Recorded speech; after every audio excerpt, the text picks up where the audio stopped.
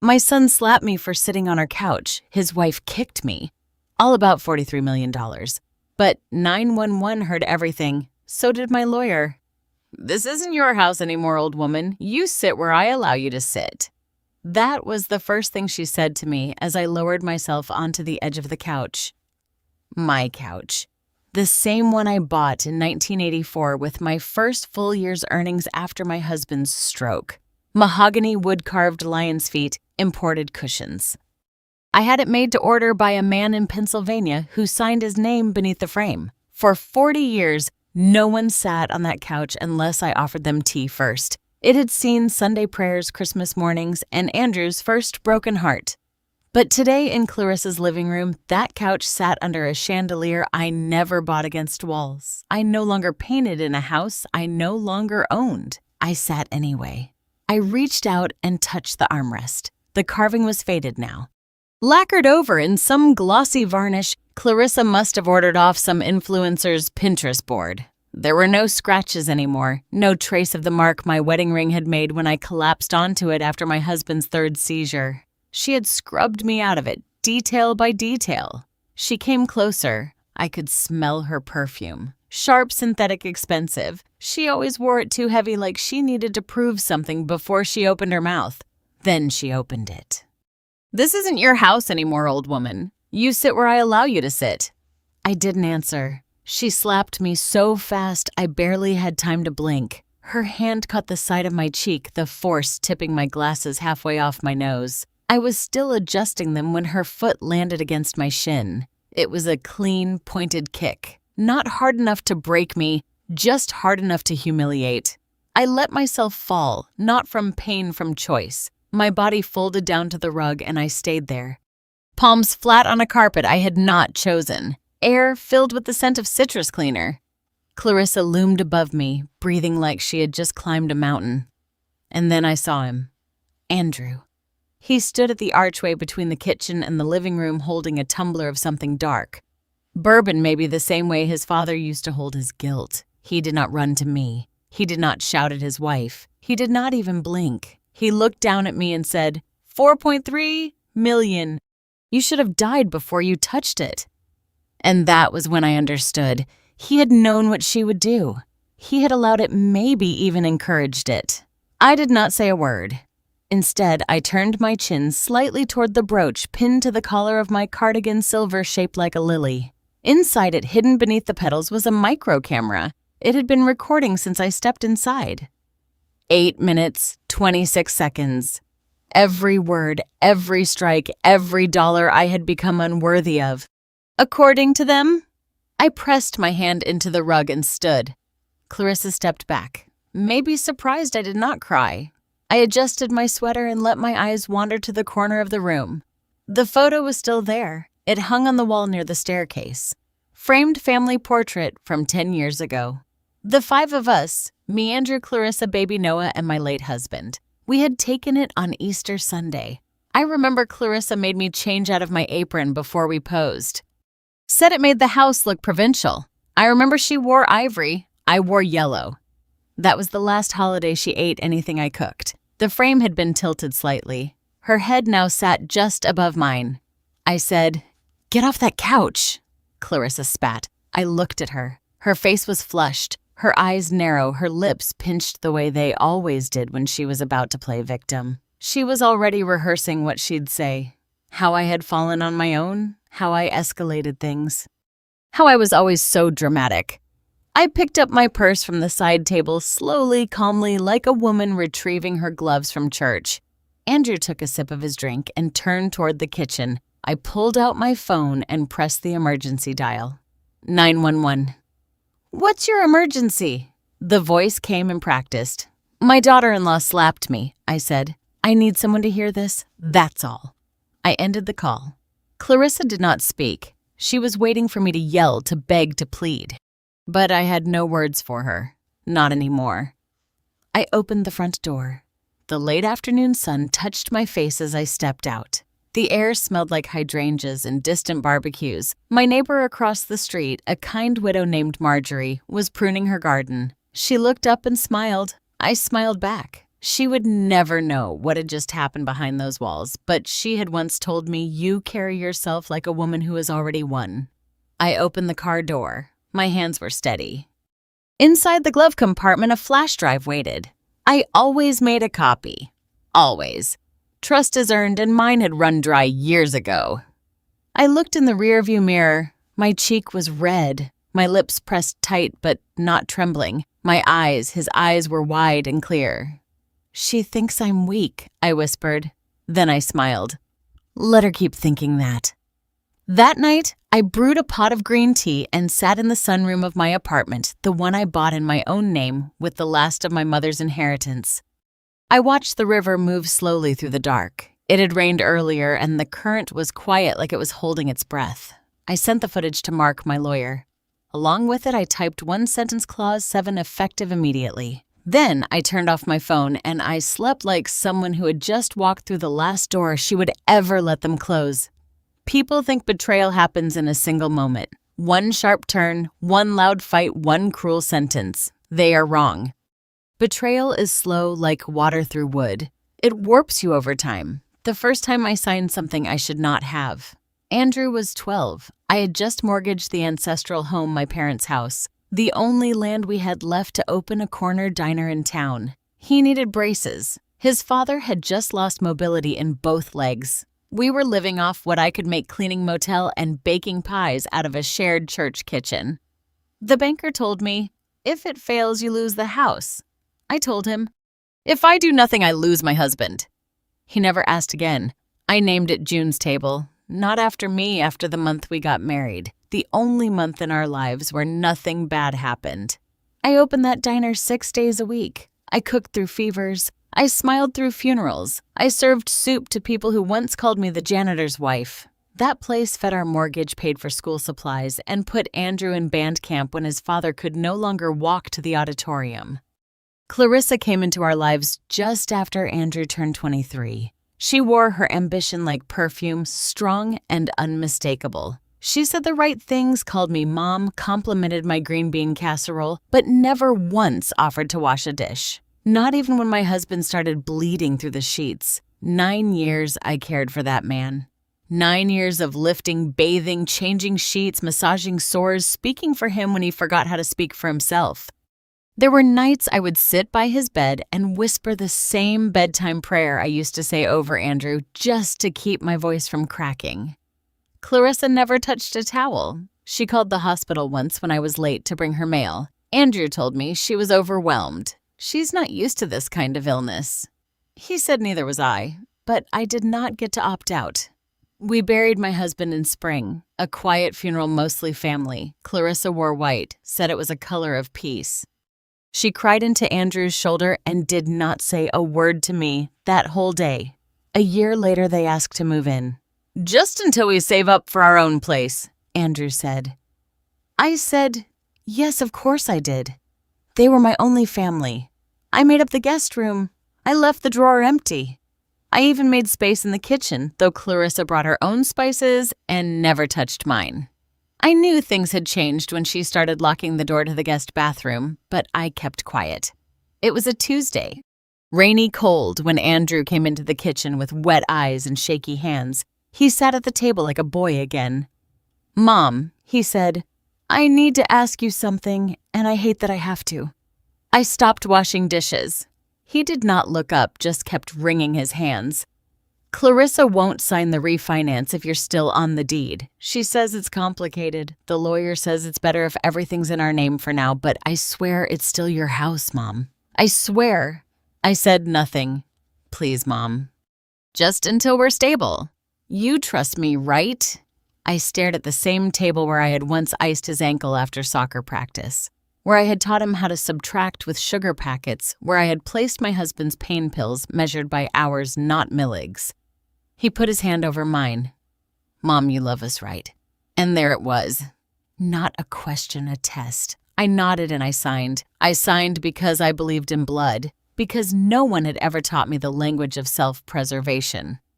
Because I thought love meant handing over the keys and never asking when they'd be returned. After I signed, Clarissa hugged me and said, "This will make things so much easier." She never said thank you. That week, the locks were changed. They said it was for security. I said nothing. They moved their furniture and packed mine into the garage. We'll store it properly, Andrew promised. But by winter, my old couch was on Craigslist.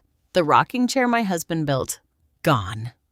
The wedding china boxed and labeled Misk. I told myself it was fine that I was still welcome, that I had done the right thing. Then one morning I came home from the market and my house key no longer worked. Clarissa opened the door 2 in and said, "Oh, Andrew meant to tell you we had to rekey everything. Insurance reasons." I waited for her to hand me a new key. She never did, and I still said nothing. That night, I slept on a friend's couch. I told her it was just temporary, that Andrew would fix it. He never did. The next week, Clarissa sent me an email. Not a call, not a visit, an email. It read, "Going forward, please text before arriving. We're trying to preserve the space for our own family dynamic. I'm sure you understand." I read it twice, then I deleted it. And still, I told myself it was a misunderstanding. Silence isn't always surrender. Sometimes it's a strategy. I wasn't mute. I was memorizing. Every door they locked, every insult disguised as concern, every lie they told with a smile. I didn't speak because I was archiving. Because when a wound is slow, you do not feel the cut, only the scar. That scar would grow for 3 more years until the slap. But back then, I still believed him. Still believed in that trembling voice, those wet eyes, that quiet plea. "Mom, you love us, right?" I did and I do. But love is not a deed, and trust should not cost a house. It started with a file folder. 3 months before the slap, I found it in the bottom drawer of the study desk. Clarissa had left the cabinet unlocked. She always said she did not trust old systems, so she backed everything up digitally, but she still printed things out of habit or paranoia. That day, while looking for the warranty paper for the dishwasher, she said I had probably broken. I opened the wrong drawer. Inside 3 folders, labeled neatly in her handwriting, asset transfer drafts, inheritance planning, and household restructure legal. My name was printed on only one of them as former owner. There were highlighted sections, lawyer comments, notarization drafts. I had never seen terms like power of occupancy, senior release of title, and something called a diminished capacity memo. I am no legal expert, but I raised 2 children, buried a husband, and ran a business for 14 years. I know when someone is preparing to erase you. I put the folder back exactly as I found it. Then I made tea. Not because I wanted it, but because rituals calm the hands when the heart is not ready to tremble. That night, I ordered a smartwatch with voice activation and encrypted audio sync. The model was simple, discreet, marketed toward hikers and solo travelers. I told Andrew it was a gift from a neighbor, a fitness tracker. He did not ask twice. Clarissa, on the other hand, had once ripped out the kitchen security cam after she tripped over the cat. "Your mother keeps bumping things and blaming me," she told Andrew while staring right at me. He believed her. The house became quieter after that, not because there were fewer arguments, but because fewer of them were recorded. She started locking drawers, password protecting her emails, speaking in whispers when she talked to her attorney on speakerphone. I started pressing record when I woke up. The watch caught everything. Snide comments, financial threats, muttered plans. Clarissa spoke like the house was hers. Andrew rarely corrected her. When I asked about overdue mail, she told me I was imagining things. When I noticed my prescription was missing, she said I had misplaced it. When I asked why my bedroom was suddenly used for storage, she told me old women don't need privacy, just peace and warm socks. Every night I transferred the day's audio to my laptop, encrypted the file, and emailed it to Mark. Mark was the only man who still called me ma'am with sincerity. He had been my husband's student years ago, back when I was still young enough to be underestimated, but old enough to notice. When my husband died, Mark had sent flowers and a handwritten note. When the house deed was transferred out of my name, he was the only one who raised a red flag. I trusted him with the files. I trusted him with my silence. After the slap, after the couch and the kick and Andrew's words, I sat in my car breathing through my teeth. I looked at the red imprint on my cheek in the rearview mirror and touched it once, not to soothe, just to confirm it was real. Then I reached for my phone. I pressed and held the emergency dial. 911. What's your emergency? The voice was calm, trained distant. My daughter-in-law slapped me, I said. Pause. I need someone to hear this. That's all. The line went quiet for a moment. Then I heard the soft click of the call being recorded. I ended it before they could ask questions. I did not need a patrol car. I needed documentation. That one sentence, those 9 words carried more weight than a broken bone. Later that night, I uploaded the footage.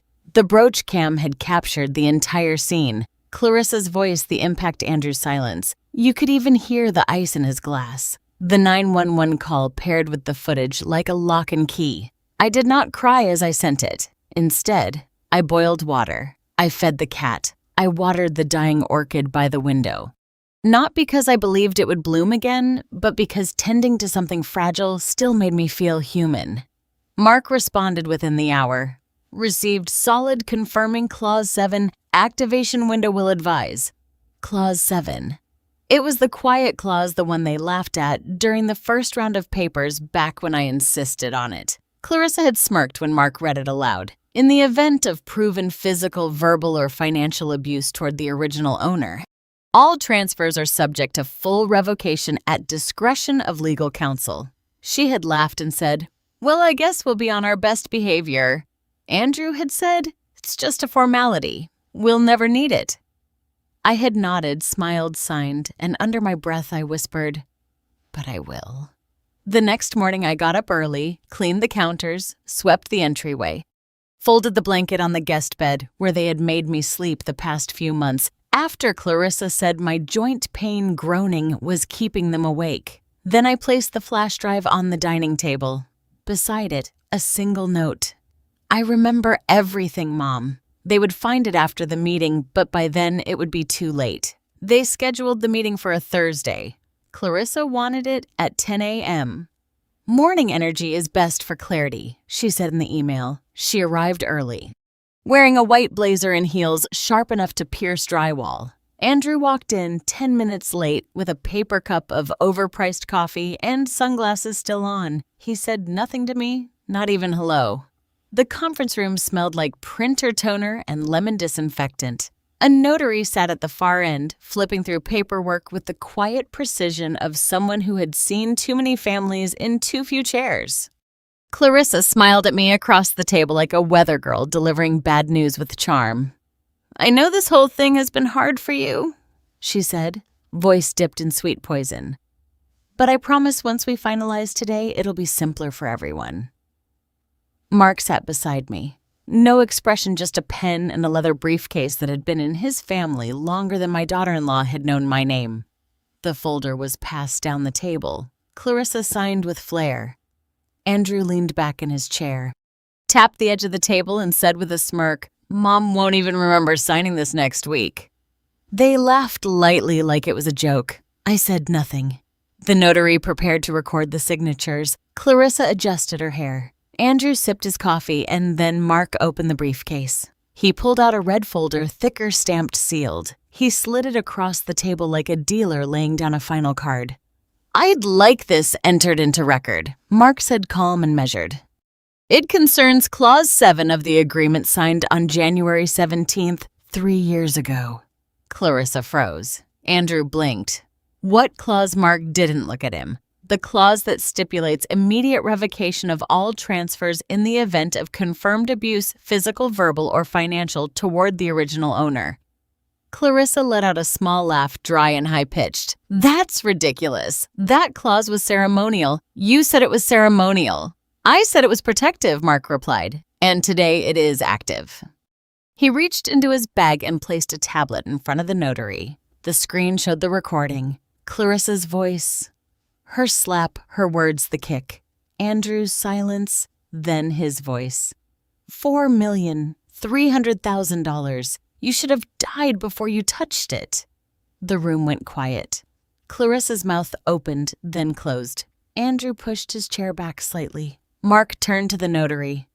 This footage was captured via a concealed body camera with timestamp synchronization and has been authenticated by both digital and legal protocols. Abuse is clearly evidenced. Clarissa's voice cracked. This is emotional manipulation. Andrew slammed his hand on the table. You set us up. You planned this. I looked at him, my son, and said very softly, You gave me no choice. Mark continued. As per Clause 7, Section B, this recording nullifies the current transfer agreement.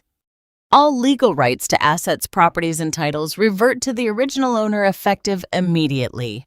The notary did not speak for several seconds. Then he nodded, picked up his pen, and wrote 2 words. Revocation confirmed.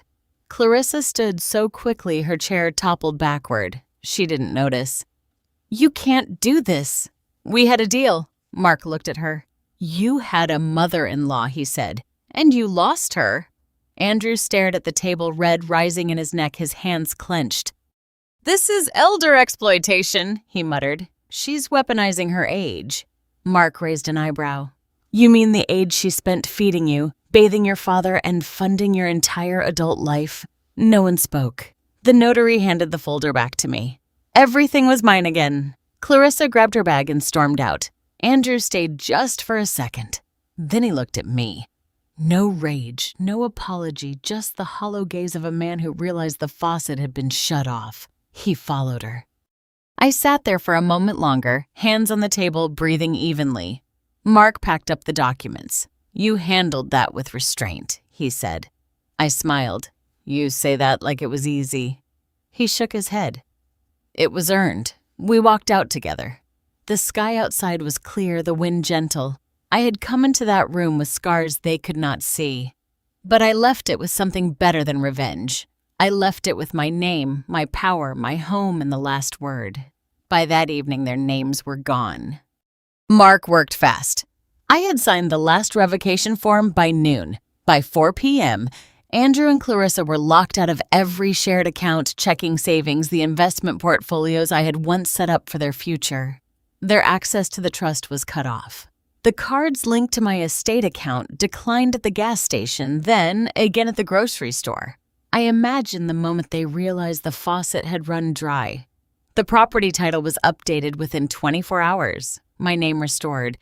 Full and final. Their names removed like stains from linen, a quiet eraser just like the one they tried to make of me. The house they had occupied, my house, was officially reclaimed under Clause Becht reversal. I gave them 30 days to vacate, but I knew Clarissa would not go quietly. She never did. The next morning, I received a call from my neighbor, Marjorie. Are you watching the internet? She asked. No, I am making tea. Well, your daughter-in-law is crying on it. I sat down. Logged in. There she was, Clarissa sitting in my kitchen, mascara, running voice trembling just enough to sound rehearsed. I just want people to know she sniffled to the camera. We were forced out. She kicked us out. My mother-in-law, we tried to care for her. We tried to give her a home, and this is how she thanks us. Her napkin had initials embroidered in gold. Her tears fell in rehearsed pauses. It wasn't grief. It was branding gone wrong. Never mind that the house was funded by decades of someone else's back pain, someone else's skipped meals, someone else's silence. They cried over the money, but they never asked what it had cost to earn. She's old, she's confused, and now we're homeless.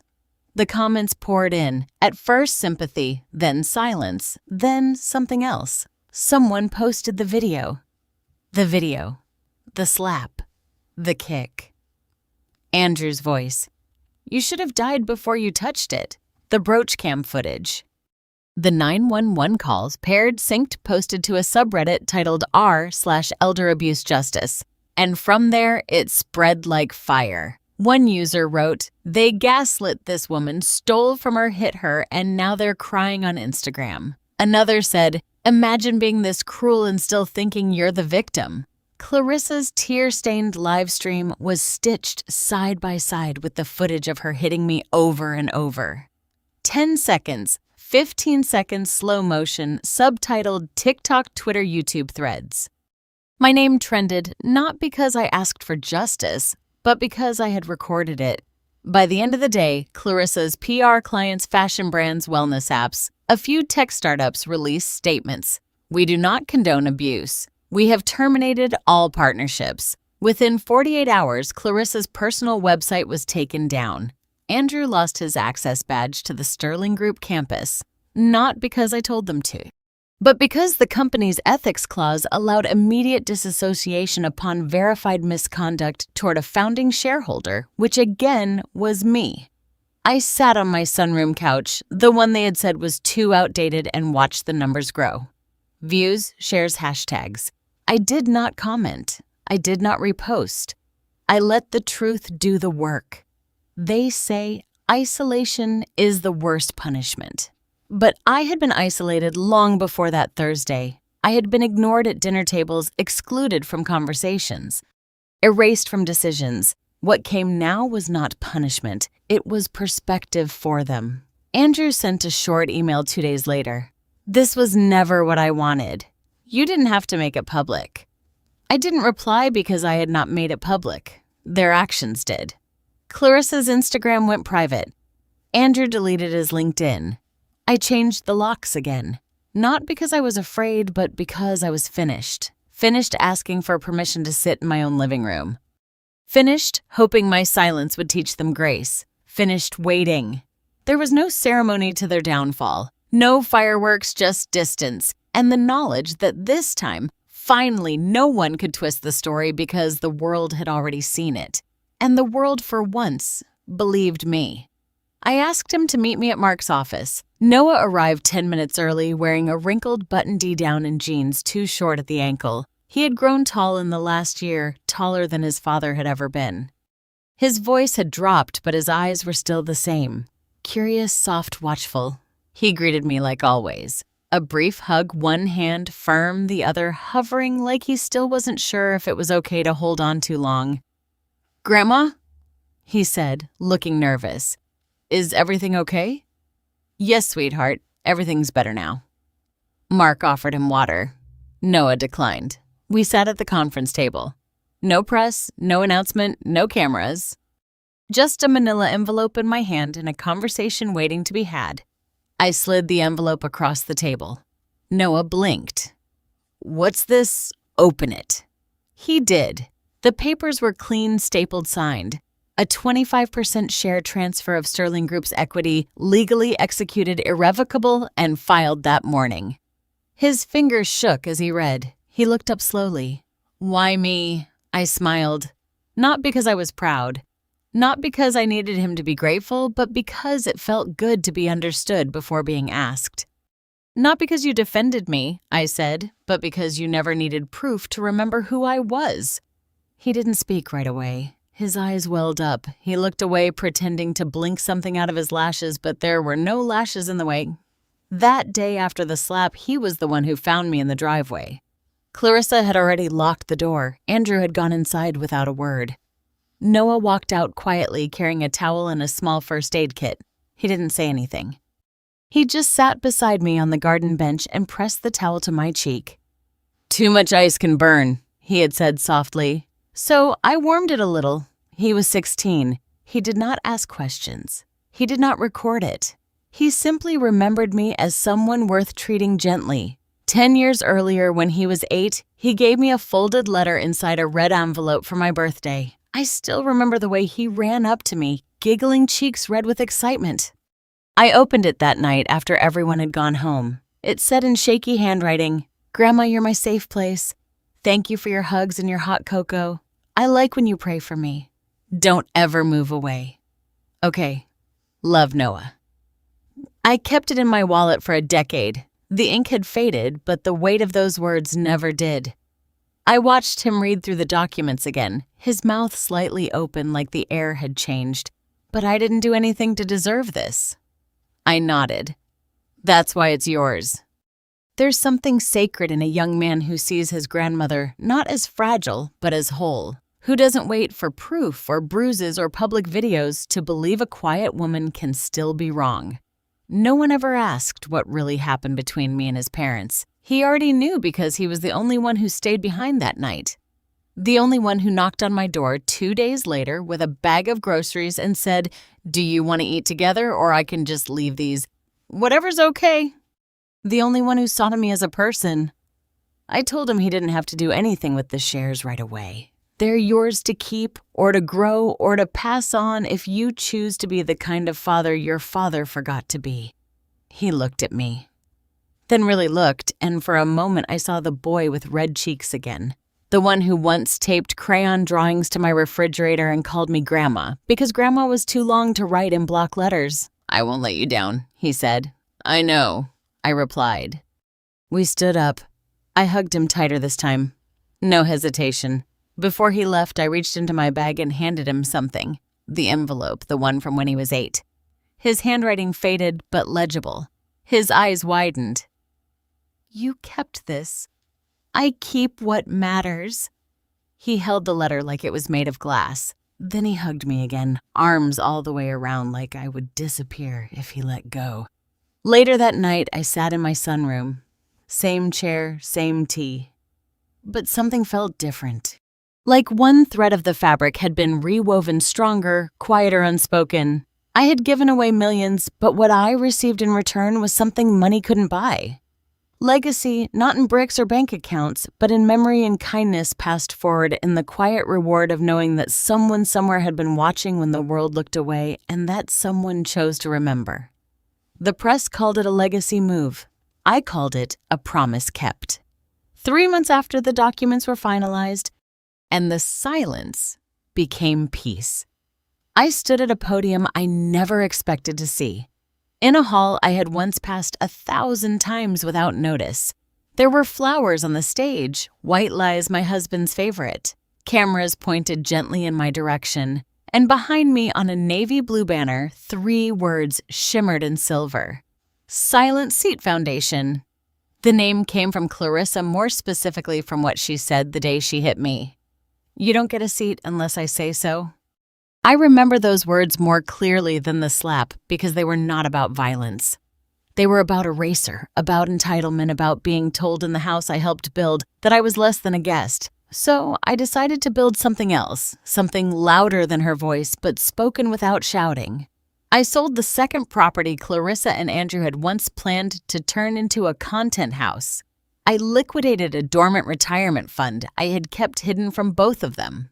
Money meant for rainy days.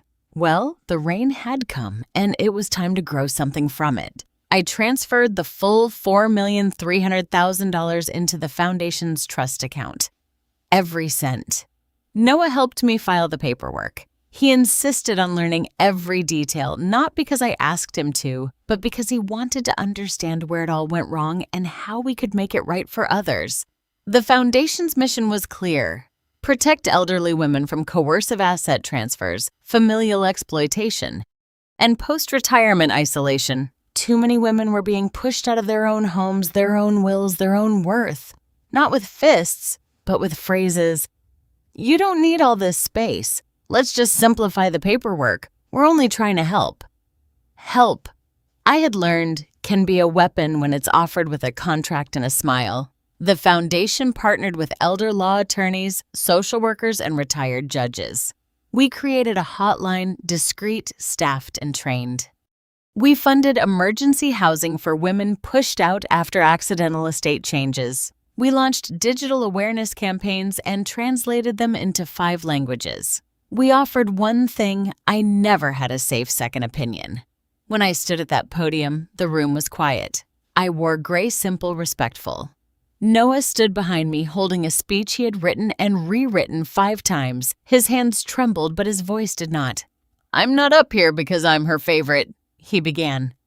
"I'm up here because I remembered who she was before anyone needed proof." People nodded, some wiped their eyes. He continued.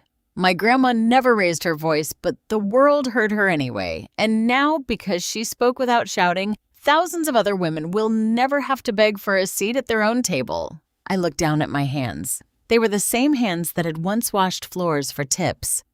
The same hands that had cradled a dying husband and signed away a home I thought would keep us together. The same hands Clarissa had tried to erase. Now they held the deed to something bigger. Revenge fades, but dignity when returned becomes architecture. I wasn't building back what I lost. I was building what they never imagined I could. After Noah's speech, I stepped up again. I did not read from notes. I spoke plainly. "I am not a victim," I said. I am a woman who survived her own silence. Cameras clicked. There is power in quiet, I continued. But sometimes you have to plant that quiet where it can grow loud. I told them about the couch, about the brooch, about the letter Noah wrote when he was 8 that I still kept in a drawer. I told them about the moment I realized being good was not the same as being safe. And I ended with this. If you were ever cropped out of the photo, if you were ever asked to give up your seat in a room you helped build, this foundation is for you. The crowd stood, not because they were told to, but because they wanted to. That night, I sat alone in the sunroom, just like always. But this time, I opened a letter, handwritten, thick paper, the good kind. It was from a woman in Ohio. She had seen the live stream, the footage, the headlines. She had lost her home to her daughter's second husband, who told her she owed them her name. She had called the Silent Seat hotline. She had been heard, represented, protected. Her final sentence read, "You saved me before we ever met." I pressed the letter to my chest and closed my eyes. I had lost many things, my son's respect, years I would never get back. A name that had once meant family, but I had built something from the bruises. And now no one, not Clarissa, not Andrew, not even time could take it away. He called me ma'am when he showed up at my door. No one calls me that anymore except grocery clerks and debt collectors who realize too late I owe nothing. But I recognized him even after 37 years. The boy I used to sneak cornbread to behind the diner. The one with knees too dirty to pass school dress code. The one who used to stutter so badly. He pointed to the menu instead of speaking. "Ma'am," he said again, softer this time. "You probably don't remember me." "I remember everyone I feed," I told him. His eyes welled. He took off his cap. "I'm a reporter now," he said. "Or trying to be freelance. Mostly stories no one pays attention to." But I saw the live stream, the video, and I knew I had to find you. He didn't ask for money. He asked for truth, and I gave it to him. Not everything, just enough. The slap, the camera, the foundation, the silence that finally spoke. He listened like someone who'd never been believed. I saw it in his hands. The way they trembled when I played him the 911 call. The way he clicked his recorder off and on like he was afraid it would all disappear. "I know someone at the platform," he said when I showed him the footage again. "If I send this, it won't get buried." And it didn't. 2 days later, it hit the front page of r/Elder Abuse Justice. The title was simple. She sat anyway. The post included the full CCTV clip. The moment I sat down on my own sofa, the slap, the kick my son's face like stone, the sound of Clarissa's heel hitting my shin. Paired with it was the 911 audio. "My daughter-in-law slapped me. I need someone to hear this. That's all." There was no screaming. No accusations, just proof. And the world heard it. Within hours, the subreddit exploded. Women in their 60s and 70s shared their stories of homes signed away, pensions, redirected wills rewritten under pressure. Younger women stitched in their grandmother's photos, writing, "She built everything and they made her feel like a guest." One comment stood out. The slap didn't break her. The silence did. And then she weaponized it. Clarissa tried to respond. She posted a Notes app apology with phrases like misunderstanding emotional stress and context matters. But the internet has a longer memory than she does. A fashion label she once did PR for reposted her apology with one line crossed out in red. "We do not condone this behavior. On track terminated, effective immediately." By the end of the week, she had lost 4 clients. By the end of the month, her agency dropped her entirely. Clarissa went quiet. Andrew for a while did too. But then came the letter from Sterling Group's ethics board. I was copied as a primary shareholder. It read, "After internal review and per clause 9.4 of our beneficiary conduct agreement, all medical and financial benefits previously extended to Mr. Andrew G. Southernthurland are hereby revoked. Round's violation of fiduciary trust documented elder abuse and reputational harm to founding shareholders. That clause was mine." I'd written it into the group's founding documents 27 years ago when my husband first turned his consulting firm into something real. He had wanted to skip the legalities. I had insisted. "Put it on paper," I told him. "So they know how far we'll go for dignity." Andrew must have forgotten that the benefits were gone. Health coverage, retirement match, his automatic bonus tier, all of it. He emailed once, "You're destroying my life." I didn't reply because I wasn't. He had done that already. I had simply stopped saving him from the consequences. The reporter emailed me again weeks later. It hit national. News anchors called it a viral reckoning. Columnists said it uncovered the quiet epidemic of legal exploitation behind closed doors. One psychologist on a panel cried on live TV and said, "This is what it means to survive." Politely, I turned off the screen. I didn't need validation. I had receipts. Noah printed the subreddit page and framed it. He gave it to me on a quiet Sunday after we had finished planting marigolds in the garden. He pointed to one comment. She never raised her voice, but the world heard her anyway. He said, "That's the one." I nodded. He hung it in the hallway where Clarissa once said the wallpaper made the house look tired. It never looked more alive. Sometimes justice doesn't roar. Sometimes it uploads at 2 a.m. from a reporter's cracked laptop. Sometimes it's a comment thread. Sometimes it's a contract clause no one took seriously until it lit the whole house on fire. They thought I'd sit quietly forever, but I remembered every word, and when the world finally listened, it shattered the silence they had mistaken for weakness. Now all that remains is truth and room to sit wherever I damn well please. The envelope was cream-colored, heavy handwritten, no return address, just my name, inside. 7 words etched in the same boyish handwriting I used to correct on his math tests. I know what I did. If you ever want to see me again, room 7 next Thursday noon. No signature, no apology. But I knew. I read it once, folded it neatly, placed it in the drawer beside my bed. That Thursday I woke before dawn. I didn't wear black. I wore the same gray suit I had on the day I took back the deed. Simple lined the fabric soft at the cuffs. No brooch, no watch, no hidden cameras. That chapter was closed.